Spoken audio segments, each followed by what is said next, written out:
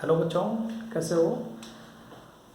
पिछले video lecture में हम लोग फंडामेंटल्स देख रहे थे, बेसिक फंडामेंटल्स 1, और उसमें सिंपली हम लोग इलेक्ट्रॉन के बारे में, सब एटॉमिक पार्टिकल्स क्या है उसके बारे में, और आइसो इलेक्ट्रॉनिक आयंस, मतलब कहते हैं ना जनरल टर्म जो हमें आगे इस्तेमाल होना था उसको हम लोग देखे थे।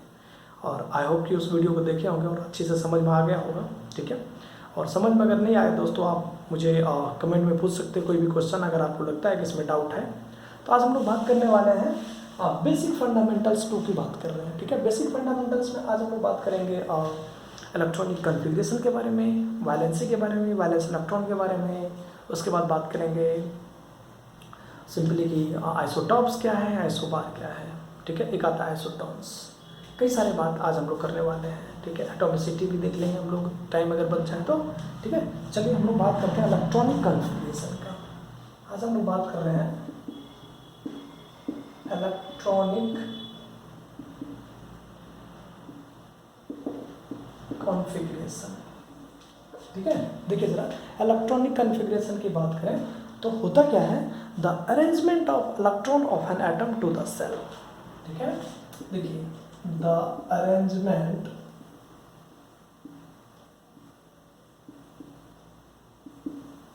of electron of an atom to their shell। ठीक है दोस्त, अब यहाँ पर एक छोटी सी बात और आती है। आप अरेंजमेंट के बदले आप लिख सकते हो डिस्ट्रीब्यूशन। ठीक है ना, क्योंकि डिस्ट्रीब्यूशन का मतलब होता है लाइक आप पार्ट में कर रहे हो, उसे बांट रहे हो। ठीक है, तो कह सकते हैं द अरेंजमेंट या फिर distribution of electron of an atom to their shell. ठीक है, अब जब हम बात करेंगे शेल की बात करते हैं। अच्छा, जो शेल होता है ना दोस्त, वो होता है KLMN, इस तरह से चलता रहता है। जरूरी नहीं कि बस एन तक ही है, आपको फिलहाल एन तक ही जानना है। एन तक में बहुत सारे इलेक्ट्रॉन का जो है valency minus electron find out हो जाएगा आपका ऑलमोस्ट। ठीक है, आप बहुत सारे ज़्यादातर आप एटम के जो कन्फिगर आप कर पाओगे। ठीक है, यहाँ पर एक आता है ऑर्बिट। ऑर्बिट में होता है 1 2 3 4, इस तरह से आता है दोस्त। ठीक है, अब ये ना जस्ट लाइक नंबर की बात कर रही है। ऑर्बिट कैसे होती है, नंबर की बात करते हैं। ठीक है ना, जैसे आप इसको फ्लोर कह सकते हैं, आप इसको कह दीजिए फ्लोर, और इसको कह दीजिए दोस्त रूम नंबर। ठीक है ना दोस्त, तो मान लो सपोज आपके कोई दोस्त है, कोई बीमार हो जाता है सिंपली, और भगवान ना करे ऐसा हो। ठीक है, और मान लो बाय द वे, ठीक है, और आपको उनसे मिलना हो। ठीक है, और मिलना हो तो आप किसी हॉस्पिटल में जाते हो तो क्या कहेंगे, आप रिसेप्शन पे जाके सीधा दोस्त का नाम लोगे, फिर वो बताएंगे आपको इस फ्लोर पर है, इस रूम नंबर में है। उसके बाद आता है बेड, नहीं इस बेड पर है, तो बेड को हम लोग इलेक्ट्रॉन कहते हैं। वो आपको अभी ज़रूरत नहीं है। ठीक है ना, बिल्कुल, वो थोड़ी सी लेवल ऊपर करेंगे तब की ज़रूरत है, लाइक 11 वाले पार्ट्स। देखिए, तो आप के एलिमेंट जो है ये रूम नंबर समझ लीजिए, और ये क्या है आपका ऑर्बिट, यानी ये आपका है फ्लोर नंबर। ठीक है, तो आप इसको अगर डिस्ट्रीब्यूट करते हो तो किस टाइप से होगा डिस्ट्रीब्यूशन, जरा समझिए। तो इसको डिस्ट्रीब्यूशन करने के लिए आपको पता है कि कोई भी अगर एटम है तो सिंपली उसके मिड सेंटर में क्या होता है, न्यूक्लियस होता है, उसके बाद होता है ये शेल। ठीक है दोस्त, ये शेल आता है उसके बाद। अब जरा सोचो तो, आपने कहा जो ये वाला पार्ट्स है इसको कहते हैं आप न्यूक्लियस। ये मिड वाले पॉइंट्स को आपने क्या कहा, जो सेंटर में है इसको कहते हैं न्यूक्लियस। ठीक है, और इस पॉइंट्स का, और ये जो आपका फर्स्ट, जस्ट इस न्यूक्लियस के बाद जो आपका शेल है उसका आपने फ्लोर दिया फर्स्ट, दूसरे को सेकेंड, और इसको थर्ड, और इसको दिया फोर्थ। ठीक है, तो नाम भी तो होगा, तो हम इसको सिंपली कह सकते हैं, इसको के शेल, और इसको हम कह सकते हैं एल शेल, और ये एम शेल, और जो एंड है ना दोस्त वो एन शेल है। ये मैंने बार बार जिक्र कर रहा हूँ इसका, ये जरूरी नहीं है कि आपका जो शेल है वो नॉर्मली 4 ही होगा, इसके बाद भी हो सकते हैं, लेकिन अपन जरूरत नहीं है उसकी। क्लियर है, तो आपने देखा कि जो एटम है, तो एटम के मिड में क्या बन रहा है, न्यूक्लियस। ठीक है, सेंटर में, और इस न्यूक्लियस में प्रेजेंट कौन कौन होते हैं, ये श्रीमान न्यूट्रॉन और प्रोटॉन होता है। और न्यूट्रॉन और प्रोटॉन में सबसे बड़ी बात यह है कि न्यूट्रॉन हमेशा न्यूट्रल होता है और प्रोटॉन के पास चार्ज होते हैं। इसीलिए इन दोनों को मिला करके सेंटर में आपको सिर्फ ये महापुरुष दिखाई देंगे, आपको पॉजिटिव। सेंटर में आपको सिर्फ पॉजिटिव दिखाई देगा। तो समझ जाना पड़ेगा आपको सेंटर में क्या है, प्रोटॉन। क्लियर है? तो चलिए हमने कहा कि the arrangement of electron of an atom to their shell. चलिए आपने शेल में बांट दिए। अब शेल में बांट दिए तो हम कहते हैं मैक्सिमम नंबर कैसे फाइंड आउट होगा।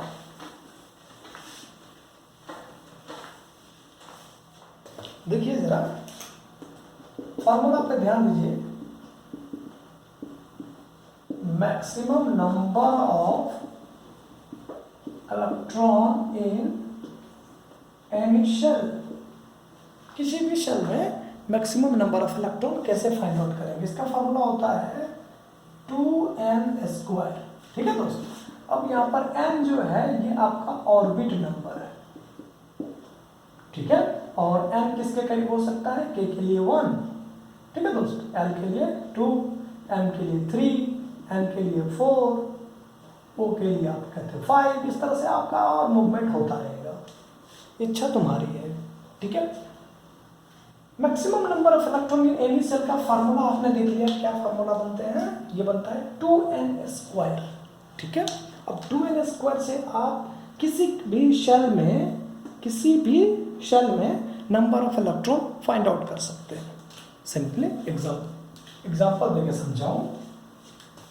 यहां पर हम बात कर लिए शेल। ठीक है दोस्तों, यहां पर कहते हैं मैक्सिमम नंबर ऑफ इलेक्ट्रॉन।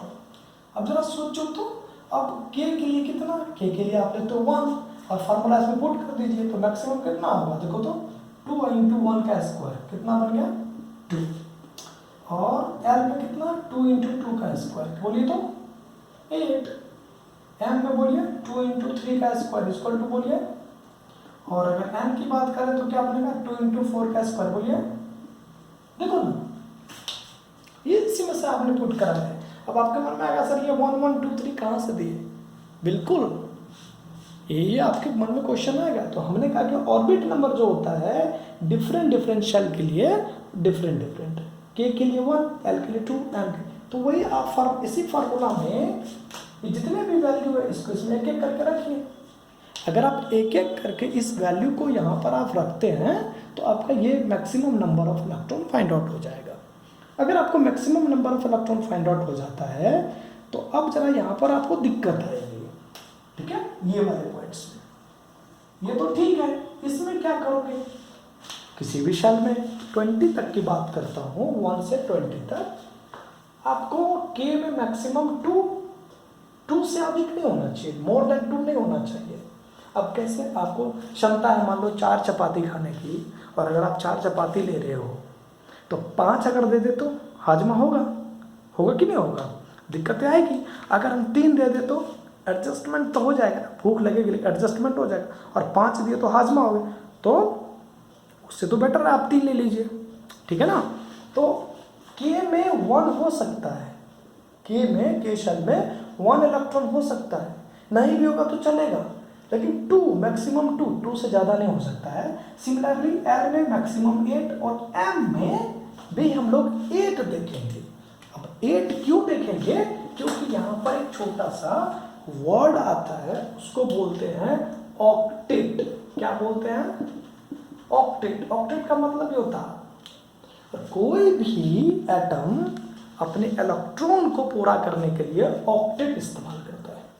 ठीक है, 8 इलेक्ट्रॉन को अपने पास रखने की कोशिश करता रहता है, और इससे इसकी स्टेबिलिटी कंप्लीट रहती है। क्या रहती है, स्टेबिलिटी।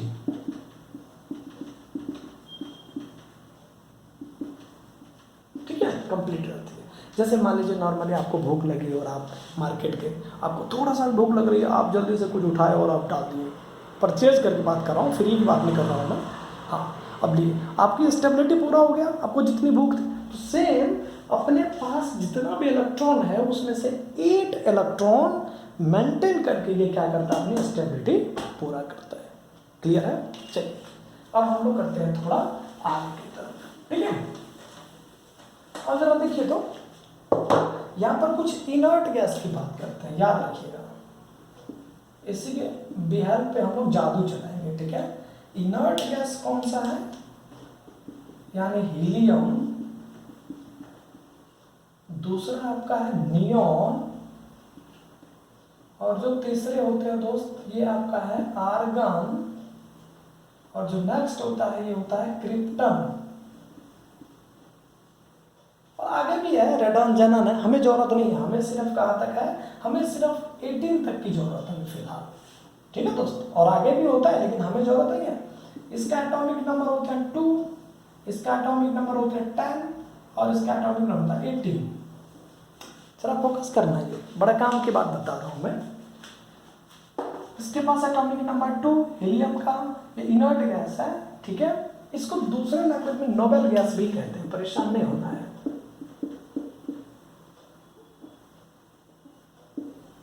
नोबेल गैस, ठीक है, इसको क्या कह सकते हैं, नोबेल गैस भी कहते हैं, ठीक है। तो हीलियम का 2, नियॉन का 10, आर्गन का 18। ये तो अब तक हम सिर्फ ये कह रहे थे कि नंबर ऑफ इलेक्ट्रॉन को डिस्ट्रीब्यूट करना, ठीक है। अब हम वैलेंस इलेक्ट्रॉन का जिक्र कर लेते हैं, जरा सोचो, जरा देखो तो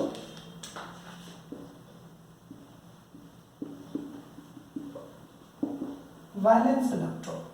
अच्छा, अब हम वैलेंस इलेक्ट्रॉन की बात अगर करें तो क्या होता है, number of electron, the number of electron present in outermost shell of an atom, ठीक है दोस्तों, इसी को बोलते हैं VE, number of electron present in outermost shell of an atom. कोई भी शेल है उसके आउटरमोस्ट में जो इलेक्ट्रॉन प्रेजेंट होगा उसी को बोलते हैं वैलेंस इलेक्ट्रॉन। एग्जांपल लीजिए, और ये जो इलेक्ट्रॉन है आपको निकालने का तरीका पता होगा, Z is equal to E is equal to P। अगर वो आपको फेल हो जाता है, फेल कब होगा, जब उस पर चार्ज होगा, अगर चार्ज होगा तो ये फेल होगा, और फेल होगा तो आप किसके हेल्प से निकालेंगे, अगर पॉजिटिव चार्ज है तो एटॉमिक नंबर में माइनस कर दीजिए, अगर नेगेटिव चार्ज है एटॉमिक नंबर में प्लस कर दीजिए, तब आपका इलेक्ट्रॉन फाइंड आउट हो जाएगा। अब हम बात करते हैं यहाँ पर, सपोज मान लो सोडियम का। अब इसके पास इलेक्ट्रॉन कितना होगा, तो तुम्हारे मन में विचार आएगा, सर सोडियम के पास सिंपली क्या है, कोई चार्ज नहीं है, इसके पास इलेक्ट्रॉन होंगे 11। तो अब आ पाएगा KLM, हमने दे दिया फिलहाल। अब इसको डिस्ट्रीब्यूट करिए, तो डिस्ट्रीब्यूशन के लिए मैंने आपको बताया कि जो स्टार्टिंग का होता है ना सेल, यानी जस्ट और के वाले पार्ट्स में मैक्सिमम 2 इलेक्ट्रॉन आएगा, और मिनिमम नहीं भी आ सकता है, मैंने आपको बताया उस चीज़ को। अब आपका आता है कि एल में आएगा तो मैक्सिमम 8, उससे ज़्यादा नहीं उससे कम। तो आप सिंपली कैसे कहेंगे, जरा देखो, के में कितना 2, बचा कितना 9, तो अगले में 9 तो नहीं आएगा ना, तो 8 आएगा, ठीक है। तो अब कितना बचा, 8 और 2 10, बचा कितना 1, एम में चला गया 1, ठीक है दोस्तों। तो इसी को कहते हैं वैलेंस इलेक्ट्रॉन। सपोज मान लो आपके पास 2 बेड है और 3 गेस्ट आ गए। अब बेड जो है घर का वो बहुत ही छोटा है, तो क्या करोगे, 3 गेस्ट है तो आपको 2 तो एडजस्ट कर दोगे, फिर तीसरे के लिए एडजस्टमेंट करना पड़ेगा ना। हो सकता है दूसरे वाले कमरे में एक बेड हो, तो अब एक कमरे में मान लो एक कमरे में 2 बेड है और 3 गेस्ट है, और दूसरे कमरे में भी एक बेड है, तो एडजस्टमेंट क्या करोगे, या तो बेड को लाओगे या फिर गेस्ट को देना पड़ेगा आपको उस रूम में। तो उस रूम में आप गेस्ट भेज रहे हो, सेम वही होता है electron, just like a guest है वो, एकदम खूब खिलाओ पिलाओ। देखो सोडियम के पास कितना है 11, अब 11 को बांटा आपने, के में दिया 2, चलो जी बेड क्लियर है, चलो जी अब आ गया कितना एल 8 और 2 10, बचा कितना 1, चलो जी बगल वाले कमरे में शिफ्ट कर दो, ठीक है। चलिए अब जो बगल वाले में जो गया है ना, जिसको शिफ्ट कराना आपने एग्जैक्टली, वो बन गया वैलेंस इलेक्ट्रॉन, जिसको शिफ्ट किए हैं वो बन गया आपका वैलेंस इलेक्ट्रॉन, ठीक है ना। अच्छा अब अगर हम दूसरे तरीके से समझें पॉजिटिव के फॉर्म में, तो देखो जरा कॉन्फ़िगरेशन, ये 9th क्लास के बच्चों के लिए खास करके। तो पहले कमरे में कितने, 2, ये लो जी 2। दूसरे में कितना, 8, ये लो जी।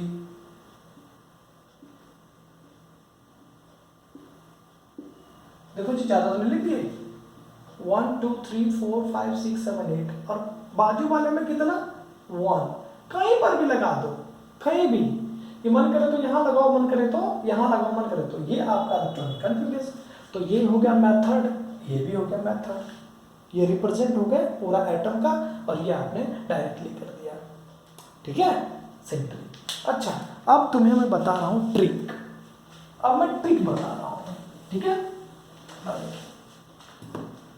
किसी का भी वैलेंस इलेक्ट्रॉन अगर आपको फाइंड आउट करना है ना, ठीक है, इनर्ट गैस 1 से 20 तक याद रखना है आपको एटॉमिक नंबर, और जस्ट उससे पहले वाले इनर्ट गैस के एटॉमिक नंबर को उस एलिमेंट से माइनस कर दो।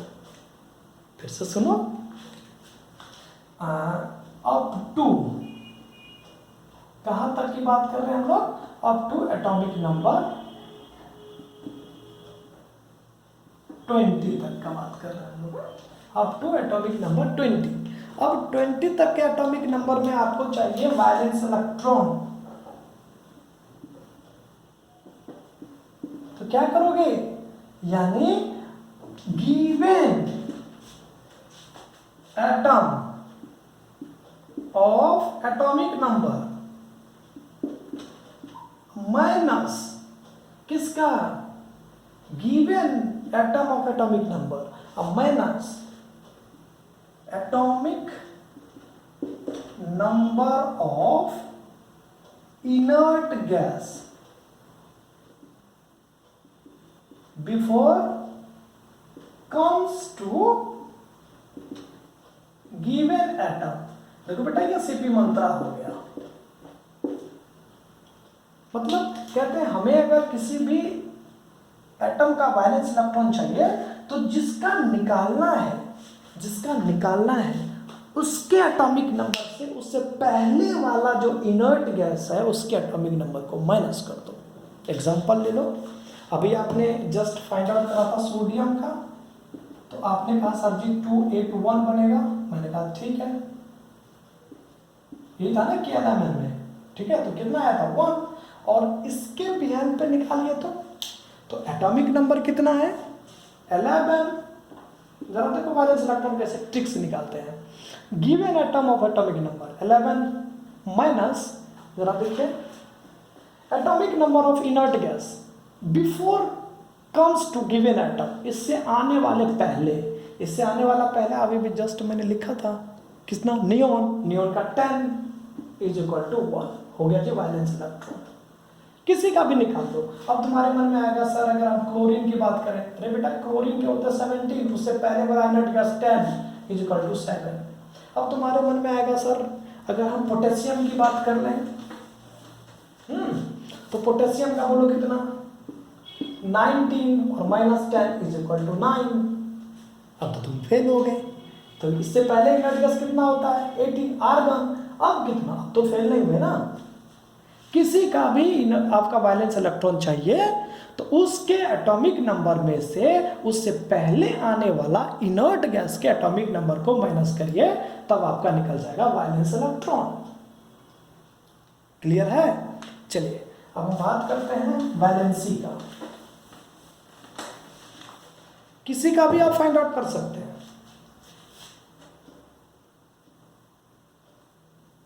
वैलेंसी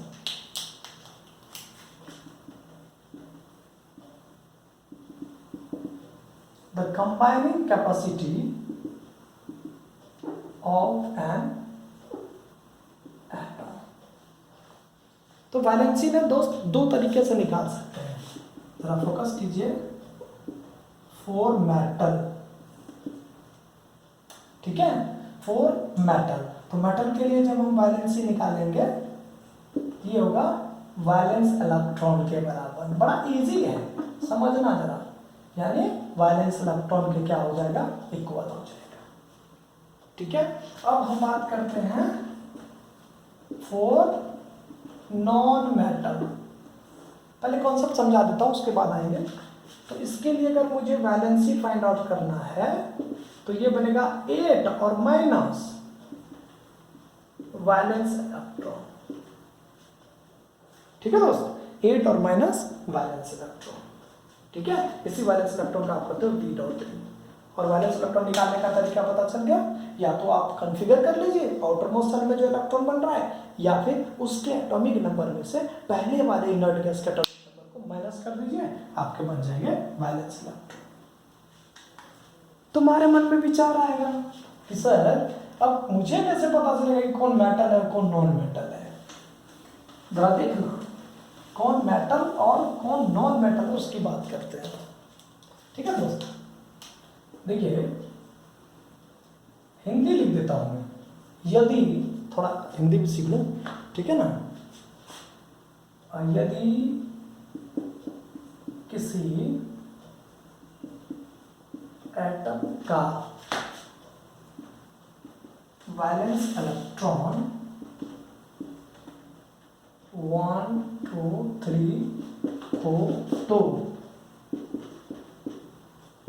वे सभी एटम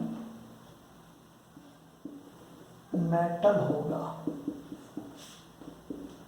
एग्जाम्पल, किसी का भी क्या होना चाहिए वैलेंस इलेक्ट्रॉन, क्या 1 2 3, जिस किसी का भी वैलेंस इलेक्ट्रॉन 1 2 3 हो वो एकदम फिक्स है, वो मेटल होगा ही होगा। एग्जाम्पल के तौर पर लीजिए,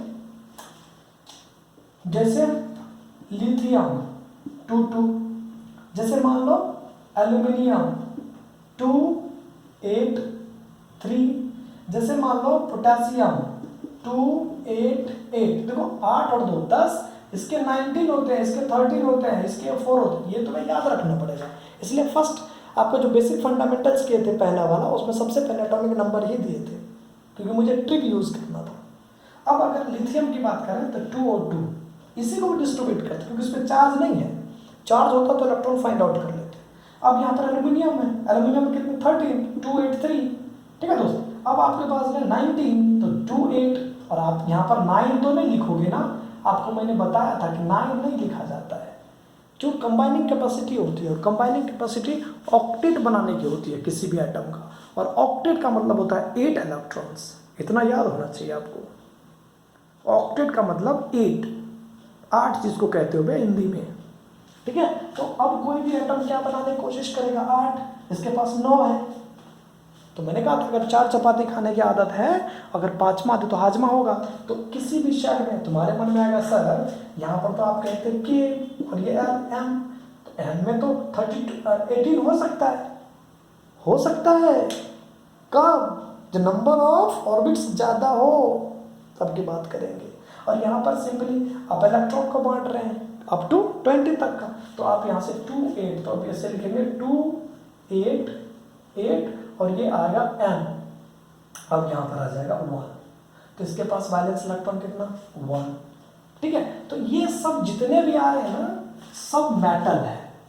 यदि किसी एटम का वैलेंस इलेक्ट्रॉन 1 2 3 हो तो क्या कहलाएगा? वो मेटल कहलाएगा। क्लियर है? तो ये मेटल है, तो इसका जो वैलेंसी होगा वो इसके वैलेंस इलेक्ट्रॉन के बराबर होगा। अगर हम इसकी वैलेंसी की बात करें तो इसके वैलेंसी 2, इसके भी 3, इसके भी। क्यों ऐसा? क्योंकि वैलेंसी में या तो लूज करके या गेन करके इनर्ट गैस की तरह बिहेव करने की कोशिश करता रहता है। अब जरा सोचो तो, आपको नहीं लगता है कि इसकी अगर हम बात करें तो ये अगर 2 लूज कर दे तो ये 2 बन जाएगा, और 2 किसका होता है? हीलियम का। और ये अगर 3 लूज कर देता है तो क्या बन जाएगा? ये 3 लूज करने के बाद क्या बनेगा? देखो तो नियॉन बनेगा कि नहीं? ये इसकी बात कर रहा हूं मैं। देखो तो क्या बन रहा है। अगर ये एक इलेक्ट्रॉन को लूज करता है तो क्या बन रहा है? ये 8 और 8 16 और 2 18, आर्गन नहीं बन रहा है। तो आर्गन ये सब क्या है? इनर्ट गैस है कि नहीं है? तो सिंपली आप कह सकते हो अगर कोई भी इलेक्ट्रॉन को लूज करे और लूज करने के बाद कैसा बिहेव करे? इनर्ट गैस की तरह। समझ रहे बात को? तो उसको कंप्लीटली हम क्या कर सकते हैं, वैलेंसी कह सकते हैं। ठीक है, चलिए अब आपका आता है क्या कि नॉन मेटल के लिए तो आपने देख लिया था, तो आपने क्या कहा कि अगर किसी एटम का वैलेंस इलेक्ट्रॉन 1 2 तो क्या होगा, मेटल होगा, और अगर एटम का valence electron more than 3, that is 4 5 6 अगर हो तब क्या होगा, नॉन मेटल होगा। याद रखना है आपको, अगर मान लो एटम का वैलेंस इलेक्ट्रॉन मोर देन 4 3 हो, यानी 4 5 6 हो, तो वो नॉन मेटल होगा। और नॉन मेटल का कैसे निकालते हैं, आप 8 में से माइनस करते हैं। तो फॉर एग्जांपल ले लीजिए, जरा समझिए, मैं रफ करने की कोशिश करूंगा थोड़ा। अब हम सल्फर की बात करते हैं। सल्फर का होता है 2 16, तो आप बोलोगे 2 8 और 6, तो ये क्या है, ये सल्फर नॉन मेटल हो गया। कैसे पता चला, क्योंकि इसकी वैलेंस इलेक्ट्रॉन आप इसको ऐसे बांटोगे, ये हो गया K, ये L और ये M, तो ये आपका क्या हो गया, 6 जो है ये आपका हो गया वैलेंस इलेक्ट्रॉन। ठीक है, और मैंने कहा कि वैलेंस इलेक्ट्रॉन कितना हो जाए, मोर देन 3 तो नॉन मेटल होता है, और नॉन मेटल का वैलेंसी कैसे फाइंड आउट कर सकते हैं, 8 से माइनस करके। तो अब जरा सोचो तो वैलेंसी, तो वैलेंसी क्या बनेगा, 8 और माइनस बोलिए वैलेंस इलेक्ट्रॉन, तो 8 और माइनस 6 इज इक्वल टू कितना, 2। तो सल्फर के पास कितना, 2। तो मैंने कहा था या तो लूज करके या गेन करके क्या बनने की कोशिश करेगा, इनर्ट गैस बनने की कोशिश करेगा। क्या बनने की कोशिश करेगा, इनर्ट गैस। यहां पर देख लो, अगर सल्फर के पास कितना है 16, तो 16 ये देखो जरा 16 है ना, और 16 में अगर आप सिंपली 2 ऐड करते हो तो कैसा बनेगा, ये 18, और 18 को सिंपली क्या कहते हो आप, देखो तो आर्गन कहते हो ना, कहते हैं आर्गन। यानी हम ये कह सकते हैं कि अगर किसी भी वैलेंसी मतलब क्या, कंबाइनिंग कैपेसिटी, ठीक है, तो कितना हो गया आपका 18 के साथ आर्गन, तो मतलब बनने की क्षमता, जितना इनर्ट गैस बनने के लिए इलेक्ट्रॉन चाहिए, जितना मतलब इनर्ट गैस बनने के लिए इलेक्ट्रॉन चाहिए, या तो लूज करके या गेन करके, या तो जो ऐड करके या माइनस करके, जो ऐड या माइनस करते हैं वो उसकी वैलेंसी कहलाता है। ठीक है, चलिए नेक्स्ट की बात करते हैं लोग। तुम्हारे मन में विचार आएगा कि इनर्ट गैस की वैलेंसी कितनी होगी। Inert gas has always valency 0। कितनी वैलेंसी होगी, 0। देख लो ना, एग्जांपल ले लो, नियॉन KLM28, आर्गन 288, देखो तो कंप्लीट सेल है कि नहीं, कंप्लीट है। वैलेंस इलेक्ट्रॉन कितना हो गया दोस्त, 8। और आपको दूसरा तरीका होगा कि अगर 8 है तो नॉन मेटल वाले पार्ट के लिए आप इस्तेमाल करिए 8 - 8 0, यहाँ पर 8 - 8 0। अब आप थोड़ा नियॉन ले लो, सॉरी हीलियम ले लो, तो क्या बन रहा है 2। तो इनर्ट गैस कौन सा, 2, और माइनस कौन सा, वैलेंस इलेक्ट्रॉन, तो 2 - 2 कितना होगा, 0। इसको भी याद रखना है थोड़ा। ठीक है, तो कंप्लीटली मैंने आपको बता दिया, वैलेंस इलेक्ट्रॉन आउटरमोस्ट सेल में नंबर ऑफ इलेक्ट्रॉन जो प्रेजेंट होगा उसको कहते हैं वैलेंस इलेक्ट्रॉन, और वैलेंसी होता है कंबाइनिंग कैपेसिटी। ठीक है, तो वैलेंसी निकालने के 2 तरीके, एक होता है मेटल के लिए, नॉन मेटल के लिए। मेटल के लिए क्या होगा, अगर वैलेंस इलेक्ट्रॉन 1 2 3 बने तो मेटल होगा, और मोर देन 3 हो जाए, 4 5 6 हो जाए तो नॉन मेटल होगा। मेटल के लिए वैलेंसी कैसे फाइंड आउट करते हैं, जो आपका वैलेंस इलेक्ट्रॉन होगा वही उसका क्या होगा, वैलेंसी होगा। और नॉन मेटल के लिए क्या होगा, 8 से आपको माइनस करना पड़ेगा वैलेंस इलेक्ट्रॉन को, तो आपको वैलेंसी फाइंड आउट हो जाएगा। चलिए नेक्स्ट हम लोग बात कर रहे हैं क्या, कि जो वैलेंसी होता है इनर्ट गैस का वो कितना होता है, 0। और एक जो सबसे इंपॉर्टेंट बात की हम लोग वो की कि अब किसी का भी अगर मान लो कि मुझे वैलेंस इलेक्ट्रॉन फाइंड आउट करना है, तो 20 तक के एलिमेंट्स के लिए उस एलिमेंट के एटॉमिक नंबर से, उस एलिमेंट के एटॉमिक नंबर से पहले वाला इनर्ट गैस के एटॉमिक नंबर को माइनस करिए, आपका क्या बन जाएगा, बैलेंस इलेक्ट्रॉन बन जाएगा। क्लियर है?